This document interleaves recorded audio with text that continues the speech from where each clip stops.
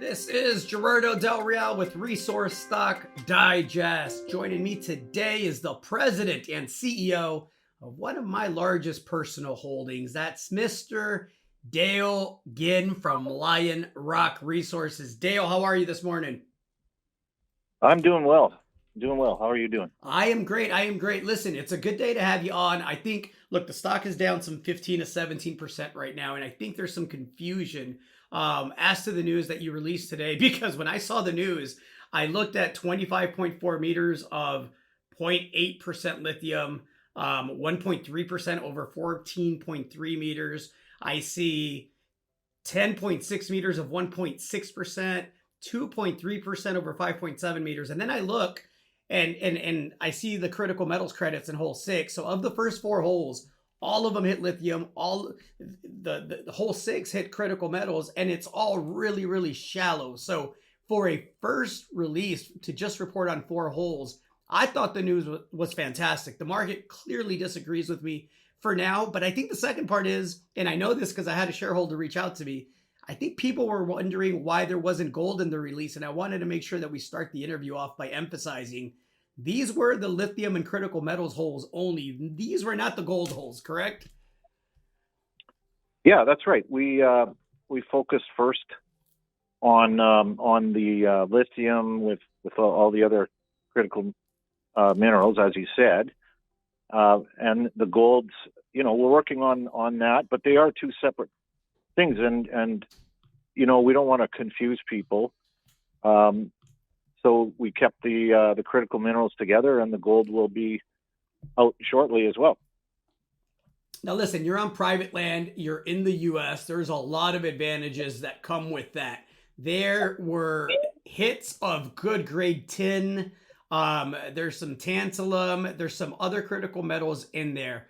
From the limited drilling that you've done and the results that have come in, what are you understanding as far as the system? Because it's a unique land package. There's just not very many stories out there right now that have the potential for good gold grades and lengths, and also near surface good grade lithium. And oh, by the way, we have tin and tantalum and cesium and some of these other critical metals as well. It's a unique story, and I think explaining it in proper context is important, right?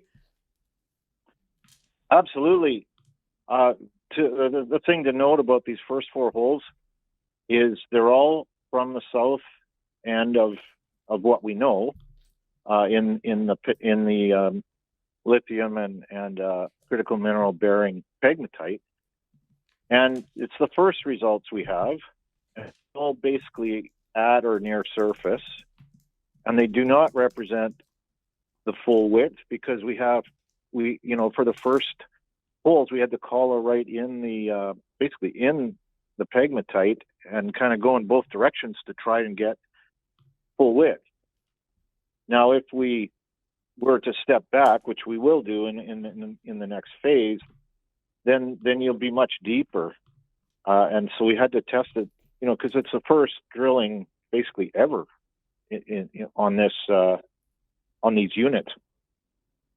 Correct. And the other thing that I want to emphasize, because I know there was some confusion there, this is the holes are open, right? There's I asked you off air why there wasn't mineralization down dip or down at depth, and I would love for you to just kind of address that, because I think that's worth clarifying as well. Yeah, the holes were collared in the pegmatite, so you're going to see the intersections at or near surface. They're open below, they're open down plunge, and there was, and at least in these first batch of holes, there's no way to do anything other than that. So no, they're not closed off. They're open. The strike length will show itself in the next holes once we get the results, and you'll see nearly full length of the property covered with this drilling, and there will be results for all of that. And again, it looks like on the lithium side, the grade is holding up thus far. It looks like the widths are, look, even if the widths aren't, 2 or 3 times what was reported here because of how the holes were colored, let's just say, to play devil's advocate, that you're consistently going to hit 10, 20, 30 meters of 1% plus lithium. If that's the case over a kilometer or 2 kilometers or 3 kilometers, that tonnage adds up very, very quickly. Can you explain for people that may be new to the project, just the potential strike length on the gold side and on the lithium side? Because again, I think the market so far is not understanding the potential for scale here on both fronts. Yeah, and we did not cover the full width. It will, it'll be larger than what our drilling shows once we're able to cross the full unit, and additional holes will show that, and you will have a strike length 0.5 kilometer plus, so basically up to a kilometer. There's other pegmatite lenses on the property as well that we haven't touched, and it's, like I say, wide open down plunge, and there is some geological interpretation to do to figure out the plunge and whatnot. There's some structural controls, but that actually should give us some even sweeter spots in terms of grade, and other minerals. As far as the gold goes, a lot of it will be brand new. If the numbers come through from what we've seen in terms of the alteration and the mineralization, there will be a number of brand new gold zones at surface here. So all of it, added up, it's all at surface. If you get any kind of consistency on the lithium or the gold, it's all at surface on private ground. I mean, with great access. So I don't know of any better situation, to be honest. Yeah, no. Look, I know the stock is down today. One day does not make a trend. I'm a happy shareholder. This is a heck of a start to the program. I cannot wait to see what kind of gold grades and widths and where you're able to find that stuff. So I know the labs were extremely backed up. I know it took a bit to get this set of results in. Any indication on whether or not the gold results are starting to trickle in, and any indication on when do you think you might be able to get something out to market? Sure, yeah. Timing, golds are trickling in, and our geos. We've been working hard to get the first batch of the lithium, et cetera, results, and now that framework, is in place, modeling wise, and that means that the press releases will come sooner and more often now that the numbers are starting to roll in. And yes, the labs, they kind of give us a timeline of one thing, and it ends up being quite a bit longer when they're busy.